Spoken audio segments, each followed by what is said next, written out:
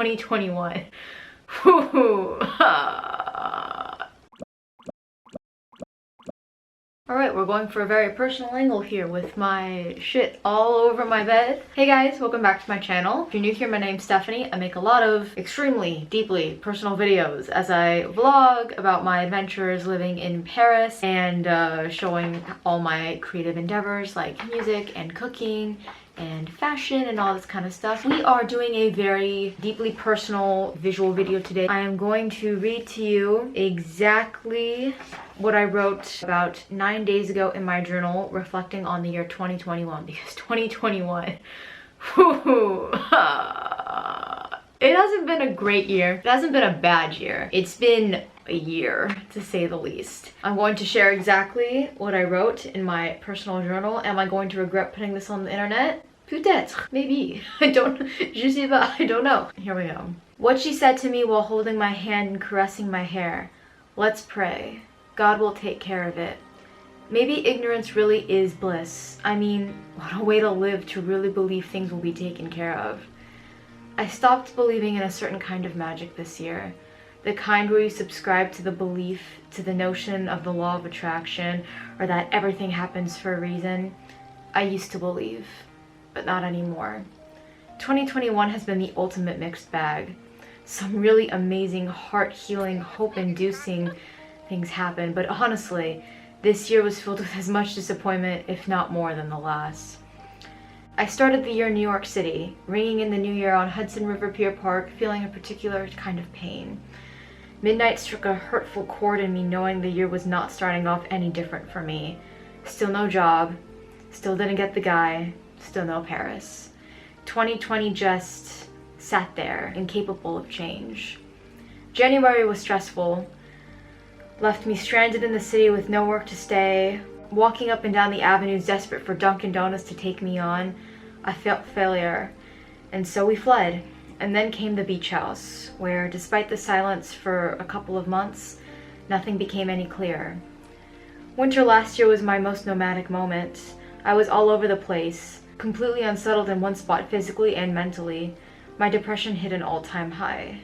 I would try to look for the little beauties like I would in Paris with food, coffee, sunsets, but nothing substantial or scintillating enough to mend my broken spirit. March seemed a little more hopeful.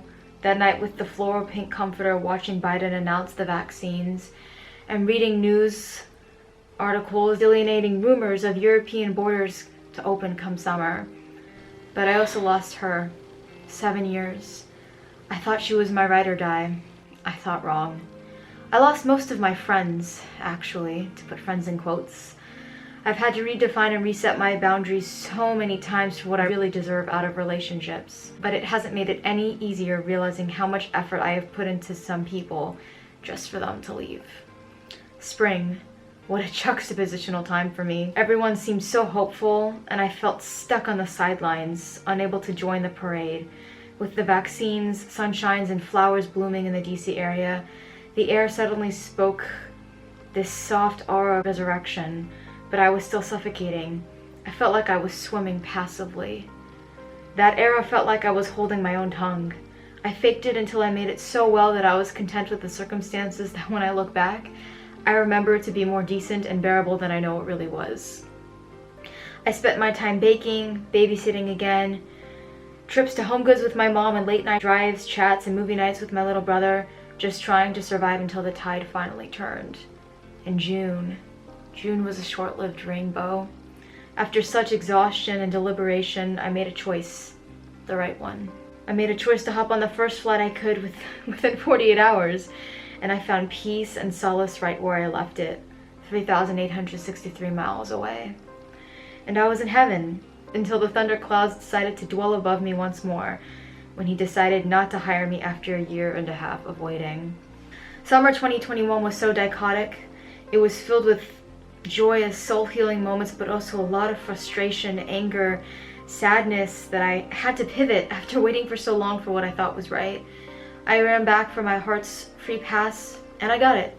And while this past fall has been such an improvement from the last, it's still nothing like what I was hoping for this time a year ago. I've been hearing for almost 3 years from strangers, family, friends, that it's all going to work out. have hope, hang in there. But honestly, no matter how cynical it sounds, things don't happen for reasons. The meaning, that's intrinsic jurisdiction, our own collection of schematic folders. We make the meaning, that part, we make all on our own. The frivolous belief that if I try hard enough it will be okay and that things will somehow magically fall into place. I'm realizing that for most of us, that's not the case.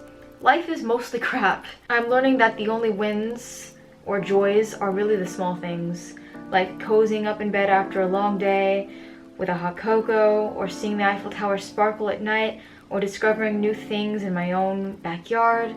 I spent so much time ruminating about the past or worrying about the future. I've been really trying hard the past few weeks to just live in December 2021. I've only come to that realization with you, after you let me down again. But with that, and you serving as my greatest teacher and catalyst for change and self-improvement, came a wonderful epiphany how I must not put expectations on other people. I can't open up to other people about my emotions because of judgment. It's always better when I'm quiet, or divulge myself to a stranger instead.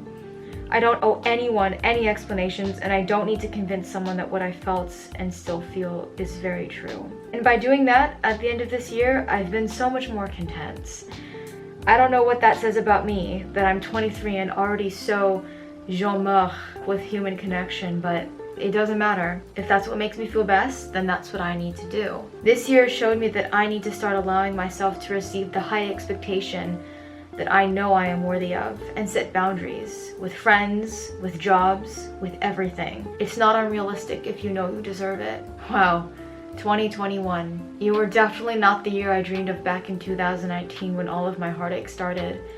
But when I think back at what I asked the sky in Times Square at the top of the year, if it can get better. When I walked around Midtown towards Bryant Park to see remnants of confetti on the ground.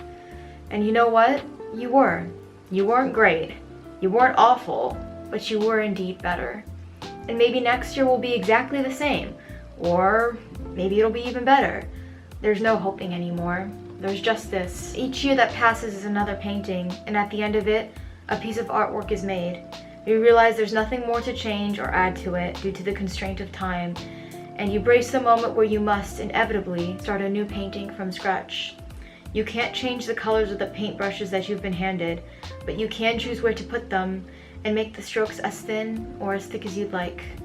After all, a messy canvas with no more empty corners to fill with memories full of messy paint splatters or spontaneous colors makes a blank, white canvas, whispering you to be enticed with the opportunity of uncertainty, all the more appealing.